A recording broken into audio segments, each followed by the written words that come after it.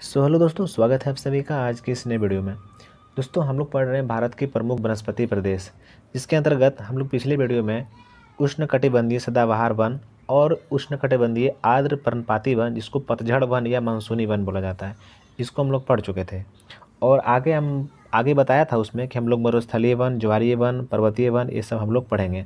तो आज वो समय आ गया है दोस्तों, जिसको हम लोग आज ये सब वन को हम लोग जितना टॉपिक में आप यहाँ नाम देख रहे हैं, ये सारे वन को हम आज देख लेंगे। सबसे पहले हम देखेंगे मरुस्थलीय वन, जिसको कटीले वन भी बोला जाता है। उसके बाद ज्वारीय वन, जिसको ज्वारीय वन को ही दलदली वन या मैंग्रोव वन बोला जाता है। और हमारा एक लास्ट हो जाएगा फिर ये पर्वतीय वन। पर जब हम लोग पर्वतीय वन पढ़ेंगे तो इसमें पढ़ेंगे कि एक घने सदाबहार वन, फिर शंकुधारी वन। इसी को शंकुधारी को मतलब इसका पत्ता जो होता है थोड़ा ना नुकीला टाइप का होता है और लंबा लंबा पेड़ होता है। ऐसे क्या होता है कि बर्फ़ जमता नहीं उसका टहनी पर। तो ये होगी शंकुधारी वन, कोनधारी वन, इसी को टैगा प्रकार का वन भी कहा जाता है। और एक हो जाता है अल्पाइन वन। तो ये सब है जो हम आज की इस वीडियो में हम लोग इसको पूरे कवर करेंगे और पूरे पढ़ेंगे। तो दोस्तों, वीडियो के अंत तक बने रहना है। यार देखो, हम पता है वीडियो उधर रेगुलर लाते थे, इधर वीडियो रेगुलर नहीं ला पा रहे हैं। पता है इसके पीछे रीज़न? यार हम पूरी तरीके से डिमोटिवेट हो गए हैं, ठीक है। मतलब हम इतना मेहनत करते हैं और मेरा वीडियो पे ना ही वैसा कोई ज़्यादा व्यू जाता है और ना ही सब्सक्राइबर। अच्छा दिन हो गया, हमको लग रहा है कि कुछ दिन में साल, मतलब कि 1 साल हो जाएगा, अभी तक मेरा मतलब कि 1000 सब्सक्राइबर नहीं हुआ। बताओ, डिमोटिवेट नहीं होंगे क्या यार? इसलिए मेरा वीडियो रेगुलर नहीं आ पाता। अगर मेरा मतलब कि हमें लगता है यार कोई इंटरेस्टेड है ही नहीं, क्या बताएं क्या पढ़ाएं, बट फिर भी चलते चलो यार, कुछ जो पढ़ेगा कोई तो पढ़ेगा, इसलिए चलो डाल देते हैं। तो चलो, जो मतलब कि जो होना रहेगा होगा। चलो चलते हैं, हम लोग पढ़ लेते हैं। तो आज पढ़ेंगे हम लोग मरुस्थलीय वन, ज्वारीय वन और पर्वतीय वन। तो चलो दोस्तों, स्टार्ट करते हैं बिना देरी किए हुए। तो समझो, देखो इसका नाम ही है मरुस्थलीय वन, या तो इसी को कहा जाता है कटीले वन, क्योंकि यहाँ पर जो भी वन पाया जाता है वो मतलब उसमें कांटा कांटा पाया जाता है। तो ऐसे प्रकार के वन जो होता है वो मतलब कि मरुस्थलीय वन या कटीले वन कहा जाता है। अब बताइए, वो जो कांटा रहता है वो पत्ता ही ना सूख जाता है। तो पत्ता सूख जाता है तो आखिर किसी भी प्लांट का अगर पत्ता जो है उसका जो लीफ रहता है वो अगर बहुत बड़ा रहेगा तो पानी मतलब कि उससे ज़्यादा ये होगा, वेपोराइज करेगा। इसीलिए वो जो पत्ता जो छोटा रहता है कांटा बन जाता है तो पानी वेपोराइज नहीं करता है। इसीलिए जहाँ पर पानी की कमी होता है, यानी कि जिस एरिया में वर्षा कम होता है उस एरिया में हम मतलब कि मरुस्थलीय वन पाया जाएगा या तो कटीले वन पाया जाएगा। तो इसकी मतलब कि यहाँ पर देखो साफ शब्दों में वही बताया जा रहा है कि ऐसा वन उन क्षेत्रों में पाए जाते हैं जहाँ वार्षिक वर्षा 50 सेंटीमीटर से भी कम होती है या 50 सेंटीमीटर से कम होती है। तो उसी को हम लोग क्या कहते हैं? मरुस्थलीय वन कहते हैं। और इस प्रकार के जो वन क्षेत्र मतलब कि ज़्यादा मतलब कि कहाँ पाया जाता है, तो ये पश्चिमी राजस्थान, कहीं कहीं ये भी रहेगा ऑप्शन में कि सिर्फ राजस्थान, गुजरात, कुछ इस प्रकार से रहेगा। और सॉरी देखो, यहाँ पर गलती लिखा गया है, यहाँ पर उत्तरी गुजरात कर देना है। जो राजस्थान है ना, इसको काट करके गुजरात कर देना है इसको, ठीक है, भूलना नहीं है, इसको गुजरात कर देना है काट करके, उत्तरी गुजरात। इसीलिए यहाँ पर लिखे हैं कच्छ वाला क्षेत्र, मिस्टेक से लिखा गया। तो हमारा ये पश्चिमी राजस्थान हो गया, थार वाला। और फिर ये हमारा कच्छ वाला क्षेत्र हो गया उत्तरी, हमारा क्या उत्तरी गुजरात, है ना। उसके बाद फिर हमारा दक्षिणी पश्चिमी हरियाणा, फिर कर्नाटक के वृष्टि छाया क्षेत्र। तो देखिए, अब हम आपको बताएंगे वृष्टि छाया क्षेत्र क्या होता है, ये सब बताएंगे आपको, इसी में बताएंगे, इसी वीडियो में बता देंगे, क्योंकि उससे भी सवाल बन जाता है वृष्टि छाया क्षेत्र से कि वृष्टि छाया क्षेत्र क्या होता है। तो ये सारा याद रखिएगा कि मरुस्थलीय वन मतलब कि किधर पाया जाता है, उसका क्षेत्र कौन सा है। तो हमारा याद रखिएगा इस प्रकार से कि राजस्थान हो गया, फिर हमारा गुजरात हो गया। तो राजस्थान में पश्चिमी राजस्थान, फिर वो गुजरात में हो गया, हाँ गुजरात में हो गया उत्तरी गुजरात, ठीक है, उत्तरी गुजरात हो गया। और फिर इधर दक्षिण पश्चिमी हरियाणा हो गया, और कर्नाटक के वृष्टि छाया क्षेत्र। जब बताएंगे वृष्टि छाया क्षेत्र आपको समझ में आ जाएगा। तो ये सब में जो है हमारा मरुस्थलीय वन या तो कटीले वन पाया जाता है। इसका प्रमुख प्रमुख वनस्पति जो हमारा हो गया वो हो गया बबूल हो गया, खजूर हो गया, नागफनी हो गया। इसमें देखते होंगे आप, अगर इस सब प्लांट को अगर आप देखे होंगे तो उसमें देखे होंगे कि बहुत सारा मतलब कि क्या कांटा पाया जाता है ना। तो इस प्रकार के वन जो भी है वो कटीले वन में आज गिनती आ जाएगा, याद रख सकते हैं इसको। और इस क्षेत्र की वनस्पतियों में मुख्य रूप से कांटे पाए जाते हैं, अतः इन्हें कटीले वन की वनस्पतियाँ कहते हैं। सही बात है, सिंपल साधारण सा बात है ये, तो इसलिए तो कहना जायज़ है। चलो अब आगे चलते हैं, ये तो शायद हो गया। अब देखिए, हमारा बारी आ गया है वृष्टि छाया क्षेत्र पढ़ने का। अब देखो दोस्तों, समझना है वृष्टि छाया क्षेत्र, क्योंकि अक्सर एग्जाम में सवाल आ जाता है, ठीक है। तो कितना बार हम देखे हैं कि वृष्टि छाया क्षेत्र से मतलब इससे सवाल आ ही जाता है, बन ही जाता है। तो सिंपल ये समझना है कि वृष्टि छाया क्षेत्र है क्या। तो इतना समझना है कि मतलब जहाँ पर वर्षा कम होता है ना, वैसा भाग में जहाँ पर वर्षा कम होता है और कुछ रीजन से वर्षा कम होता है, और रीजन समझना है, पढ़ना है इसमें, इसीलिए मतलब कि वो कहलाता है वृष्टि छाया क्षेत्र। तो देखते हैं इसको, कहा जा रहा है यहाँ पर, बोल रहा है कि पर्वतीय प्रकार की वर्षा में, पर्वतीय वर्षा कहने का मतलब हो गया मानसूनी वर्षा, जो मानसून के कारण जो वर्षा होती है उस प्रकार के वर्षा को कहते हैं पर्वतीय वर्षा। तो पर्वतीय प्रकार की वर्षा में मानसूनी हवाओं के सामने वाले भाग में जो हवाएं पर्वत से टकराती है, अब मान लीजिए कोई पर्वत है इस प्रकार से, ठीक है, और सामने में हवाएं टकराई, जब हवा जो है इसे टकराती है तो यहाँ टकराती है तो इस एरिया में बहुत ज़्यादा वर्षा होगी, मगर इसका पीछे वाला भाग में यहाँ तो हवा मानसूनी हवा आएगा ही नहीं, तो इसलिए यहाँ पर वर्षा कम होता है। तो इसलिए जब इसका जो पीछे वाला पार्ट हो गया हमारा पर्वत का, ठीक है, वो क्या हो गया हमारा, यही कहलाया वृष्टि छाया क्षेत्र। तो ऐसा कंडीशन जहाँ जहाँ लागू होगा वो हमारा कहलाएगा वृष्टि छाया क्षेत्र। आशा करते हैं दोस्तों ये समझ गए होंगे आप वृष्टि छाया क्षेत्र। और देख लेते हैं इसमें, तो याद रख सकते हैं कि हिमालय के पीछे वाला भाग हमारा जो पर्वत के पीछे का भाग होता है, या भी जो भी समझेगा जैसे समझिए, ठीक है, मतलब कि इधर जैसे पर्वत ही हो गया, इसके हवा टकरा गया वहाँ पर, तो उधर वर्षा खूब हुआ, और उधर नहीं टकराया, उधर वर्षा ना के बराबर हुआ। जैसे कि आप देख सकते हैं यहाँ पर कि हिमालय के पीछे तिब्बत, हिमालय हमारा है, हिमालय के पीछे तिब्बत है ना।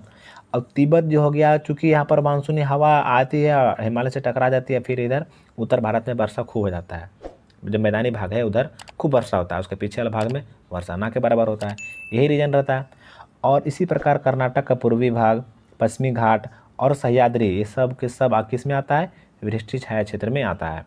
तो इसको दिमाग में रखना है आपको कि कौन कौन सा भाग है जो आता है वृष्टि छाया क्षेत्र में। तो हमारा एक आता था कर्नाटक का पूर्वी भाग, और फिर पश्चिमी भाग, मतलब कि पश्चिमी घाट पर्वत श्रेणी जो होता है, बड़े थे ना हम लोग, पश्चिमी घाट पर्वत श्रेणी, तो पश्चिमी घाट पर्वत और फिर सह्याद्री, ये सब के सब हमारा चलाता है वृष्टि छाया क्षेत्र में। और फिर कर्नाटक का मतलब अगर पूर्वी भाग देखें तो कर्नाटक के पूर्वी भाग में भी वहाँ पे मतलब कि 50 सेंटीमीटर से कम वर्षा होता है वहाँ पे। और उसी का अगर पश्चिमी भाग देखें तो वहाँ पर 200 सेंटीमीटर वर्षा होता है। जैसे कि हमारा पूर्वी भाग बंगलोर हो गया, तो बंगलोर में 50 सेंटीमीटर ही वर्षा होती है, मगर वही मंगलोर हमारा चला जाता है किधर, वो जो हमारा मंगलोर हो जाता है ये हमारा पश्चिमी भाग में आ गया। तो पश्चिमी भाग में देखिए वहाँ पर 200 सेंटीमीटर वर्षा होती है। तो यही सब रीजन रहता है दोस्तों कि जहाँ पर वृष्टि छाया क्षेत्र पड़ेगा। सवाल इस प्रकार से अगर सिंपल सा, अगर आप मतलब कि कोई साधारण सा एग्जाम रहेगा, बहुत बड़ा नहीं रहेगा, तो सिंपली पूछ देगा वृष्टि छाया क्षेत्र, और उसमें से 4 ऑप्शन दे देगा, उसमें से एक ऑप्शन जरूर रहेगा इस प्रकार से कि कम वर्षा वाला क्षेत्र, कुछ ऐसा एरिया थोड़ा घुमा के दे सकता है, बट उसी में छिपा रहेगा कि कम, जहाँ पर वर्षा कम होता है। तो आशा करते हैं वृष्टि छाया क्षेत्र आप समझ गए होंगे। आगे बढ़ते हैं। अब पता है वीडियो बनाने में बहुत मेहनत लगता है, इसको लिखना पड़ता है, फिर आपके लिए मतलब कि आपके लिए भी, खुद के लिए भी, हर की यार देखो बता देते हैं, देखो ये चीज़ अगर आप मतलब कि अगर आप बाहर भी पढ़ोगे ना तो इसके लिए कितना पैसा पे करना पड़ेगा। अगर आप हमको सपोर्ट अगर करते इस प्रकार से तो हम कब के ये सब चीज़ ख़त्म कर दिए होते। तो मगर आप लोग का सपोर्ट प्यार नहीं मिलता है, जिसके वजह से यार हमको भी मिल रहता है कि हमको भी पढ़ाई करना रहता है। हम सोचते हैं यार इस पर तो कुछ हो ही नहीं रहा है मेरा काम, तो हम भी छोड़ देते हैं, जाओ क्या ही करें हम। खैर छोड़ो ये सब बात, ये सब मेरा बात हो गया। आगे चलते हैं। देखिए आगे है ज्वारीय, या तो बोलेंगे ज्वारीय वन, दलदली वन, या तो मैंग्रोव वन। जो बोलिए यही सब हो गया हमारा, इसी के बारे में पढ़ेंगे। और तीनों नाम एक ही है, या तो बोलो ज्वारीय वन, दलदली वन, या तो मैंग्रोव वन। अब समझना है इसको अच्छा तरीका से समझना है। अब जैसे कि समुद्र तट क्षेत्र में जो भी मतलब कि जो वन रहता है, मतलब कि समुद्र तट के क्षेत्र में, वो हमारा सब कहलाएगा ज्वारीय वन। क्योंकि जो समुद्र के जो तट के क्षेत्र में जो बाढ़ आता है ना, तो बाढ़ के कारण क्या होता है, जो खारा जल रहता है वो दूर तक फैल जाता है। और दूर तक फैल जाने के कारण क्या होता है कि वहाँ तक फैल जाता है, और वहाँ तक जाके उस क्षेत्र में जहाँ तक फैलता है उस क्षेत्र में जो भी वन बन जाता है ना, वन का बोल सकते हैं, जो वन पनपता है वहाँ पर, यही हमारा ज्वारीय वन या दलदली वन का था। क्योंकि वो ज्वार से, वहाँ ज्वार के कारण मतलब वहाँ कुछ मिट्टी उस प्रकार के हो गए, वहाँ वन उत्पन्न हो गया। तो इस प्रकार के वन को ज्वारीय वन कहा जाता है, या तो मैनग्रोव वन भी कहा जाता है। ठीक है, याद रखना है, समझना है कि तीनों एक ही चीज़ है, बस ये समझना है। कभी कभी क्या करेगा, कन्फ्यूजन में डाल देगा आपको ज्वारीय वन, दलदली वन, मैंग्रोव वन, इस प्रकार से कन्फ्यूजन में डाल देगा। तो आपको कन्फ्यूजन में नहीं पड़ना है, बस समझना है। और इसमें से ज्वारीय वन के प्रमुख क्षेत्र अगर आपको देखना है कि कौन सा है, तो जहाँ पर मतलब कि समुद्र का पानी या जो चीज़ का पानी जहाँ पर जैसे कि डेल्टा बनाती है, जैसे कि हमारा गंगा ब्रह्मपुत्र का डेल्टा जो पश्चिम बंगाल में है, तो इस एरिया में हमारा ज्वारीय वन पाया जाता है। फिर तमिलनाडु, आंध्र प्रदेश, गुजरात, कर्नाटक, गोवा, केरल, महाराष्ट्र, इस सब में सब हमारा ज्वारीय वन पाया जाता है, क्योंकि इधर जो भी हमारा समुद्र से मतलब कि तट लगता है और वहाँ पर ये जो ज्वार रहता है वो आते रहता है, और उस एरिया में फिर इस प्रकार का वन भी पाया जाता है। और आप अक्सर सुने होंगे कि ये देखो लोग कहता है कि सुंदरबन का डेल्टा, तो जो पश्चिम बंगाल में हमारा सुंदरबन का डेल्टा है, इसको गंगा ब्रह्मपुत्र का डेल्टा भी कहा जाता है। तो इसको सुंदरबन का डेल्टा क्यों कहते हैं? क्योंकि यहाँ पर सुंदर नामक वृक्ष बहुत मात्रा में पाया जाता है, तो यही रीज़न रहता है कि उसको सुंदरबन का डेल्टा भी कहा जाता है। तो नोट में यही पॉइंट लिखा हुआ कि गंगा ब्रह्मपुत्र के डेल्टा में सुंदरी नामक वृक्षों की बहुलता है। बहुलता मतलब अधिकता है, बहुत मात्रा में पाया जाता है, इसलिए वो जो एरिया है उस एरिया में चूँकि सुंदरी नामक वृक्ष पाया जाता है, इसीलिए इसको सुंदरबन का डेल्टा कहा जाता है। समझ रहे हैं ना दोस्तों? समझते चलना है, और कहीं दिक्कत होगा तो कमेंट में पूछ लेना। चलो आगे देखो। अब ज्वारीय दलदली वनों की प्रमुख वनस्पतियाँ, याद रखिएगा इसको। सुंदरी उसमें से अगर बात करें मतलब कि दलदली वन की, तो हमारा एक सुंदरी हो गया, इसीलिए मतलब सुंदरबन डेल्टा नाम भी पड़ा, क्योंकि सुंदरी वृक्ष का अधिकता पाया जाता है। सुंदरी हो गया, और एक सेनोरिटा हो गया, सेनोरिटा नाम बहुत फेमस है, सुने होंगे आप। और एक फोनिक्स, याद रखना है, हर चीज़ को याद रखना है, एकदम दिमाग में रख के चलना है। कौन कौन सा नाम है? सुंदरी, सेनोरिटा और फोनिक्स, एकदम खोपड़ी में घुसा लेना है इसको। चलो टेंशन नहीं लेना है, हम कोशिश करेंगे यार डालने का वीडियो रेगुलर। चलो कोई बात नहीं, आगे देखो। हम लोग पढ़ेंगे। अब अगला है पर्वतीय वन। तो पर्वतीय वन, अब हिमालय पर्वत पर पाए जाने वाले वन जो है वो पर्वतीय वन के अंतर्गत आता है। क्योंकि हमारा हिमालय पर भी बहुत सारा, जो हमारा हिमालय पर्वत है वहाँ पर भी बहुत सारा वन आप लोग देखते होंगे, पहाड़ पर या जो भी एरिया रहता है जहाँ पर पहाड़ वाला एरिया रहता है वहाँ पर भी बहुत सारा वन पाया जाता है। तो वहाँ पर भी वन जो पाया जाता है, वहाँ पर भी ऊंचाई के अनुसार वन पाया जाता है। तो ऊंचाई के अनुसार जो वन पाया जाता है, जैसे हमारा एक नंबर में हो गया घने सदाबहार वन, ये दूसरा हो गया शंकुधारी वन, या तो उसी को कहते हैं कुंधारी वन या तो टैगा प्रकार के वन, और एक हो गया अल्पाइन वन। तो जैसे जैसे हम ऊपर बढ़ते जाएंगे, जैसे जैसे ऊपर बढ़ते जाएंगे हम, तो ये प्रॉब्लम ऐसे होते जाएगा। पहले घना सदाबहार मिलेगा, तो घना सदाबहार वन कहाँ मिलेगा? नीचे मिलेगा। फिर और ऊपर जाएंगे तो शंखधारू मिलेगा, और ऊपर चल जाएंगे तो फिर कहाँ क्या मिलेगा हमको? वो अल्पाइन वन मिलेगा। क्योंकि जैसे जैसे ऊपर जाएंगे हम तो टेम्परेचर घटते जाएगा, इसीलिए जैसे ऊपर जा रहे हैं तो शंकुधारू वन है, शंकुधारी वन है। तो शंकुधारी यानी कि शंकु के जैसा, इस प्रकार से अगर बर्फ़ गिरेगा तो ये पिघल जाएगा, मतलब पिघलने का नहीं, इधर उधर लटक के गिर जाएगा, है ना। तो इस प्रकार से ये शंकुधारी वन हो गया। इसी को कोनधारी वन, कोन जैसा बना रहता है, इसी को टैगा प्रकार के वन भी बोला जाता है। और अल्पाइन वन हो गया, मतलब कि ये और ऊंचा 3600 सेंटीमीटर से भी अधिक ऊंचा चल जाएगा ना। तो अगर उतना ऊंचा अगर हम लोग पहुँच जाएंगे, उतना ऊंचा मतलब पहाड़ के ऊपर चले जाएंगे, तो वहाँ पर लगभग वृक्ष नहीं पाया जाता है, छोटा मोटा झाड़ ही पाया जाता है। तो यही अल्पाइन वन। बाकी इसको देखते हैं बारी बारी से। तो पर्वतीय वन में सबसे पहले देखेंगे घने सदाबहार वन। तो घने सदाबहार वन में अगर हम देखें तो देखो, तो ये सबसे निचला वाला पार्ट में रहेगा। तो हिमालय पर्वत पर 1220 मीटर की ऊंचाई तक, जैसे कि अगर हिमालय पर्वत की ऊंचाई देखें तो उसमें से 1220 मीटर की ऊंचाई तक जो है वो घना सदाबहार वन पाया जाता है। यानी कि घना भी रहेगा और सदा हरा भरा रहेगा वो वन, कभी वो ये नहीं होगा, ठीक है। होता है कोई प्लांट वगैरह का पत्ता गिर के चाहे कुछ हो गया, नहीं, ये सदाबहार है, पानी वानी की कमी होता नहीं होगा। और इन वनों की प्रमुख वनस्पति हो गया जैसे कि बाँस, बाँस का पेड़ देखे किए होंगे आप, कभी होता है पीला, वो हमेशा हरे रहता है।